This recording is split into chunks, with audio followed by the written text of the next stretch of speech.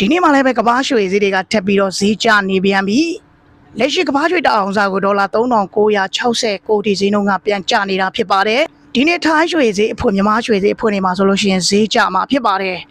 ဒီနေ့ထိုင်းရွှေဈေးဖွင့်မှာဆိုလို့ရှိရင်ထိုင်းရွှေတစ်ပတ်သားကို62,500ကျော်ပတ်ဝန်းကျင်လောက်နဲ့ဈေးဖွင့်နိုင်ပါတယ်မနေ့ကကဘာရွှေတအောင်စားကိုဒေါ်လာ4,030ခွနဲ့ထိုင်းရွှေဈေးကိုပိတ်ထားတာဖြစ်ပါတယ်ထိုင်းရွှေအခဲတစ်ပတ်သားကို63,650နဲ့ဈေးပိတ်ထားတာဖြစ်ပါတယ်ဒီနေ့မှာဆိုရင်တော့ထိုင်းရွှေတစ်ပတ်သားကို62,500ကျော်ပတ်ဝန်းကျင်လောက်နဲ့ဈေးနှုန်းဖွင့်နိုင်ပါတယ်ဒီနေ့မြန်မာရွှေဈေးတွေလည်းဈေးကျမှာဖြစ်ပါတယ်လက်ရှိမှာတော့မြန်မာရွှေတစ်ကျပ်သားကို69,300နဲ့ဈေးနှုန်းကတည်ရှိနေတာဖြစ်ပါတယ်ဒီနေ့မှာဆိုလို့ရှိရင်မြန်မာရွှေတစ်ကျပ်သားကိုဒီတဲ့ပို့ပြီးတော့ဈေးကျမှာဖြစ်ပါတယ်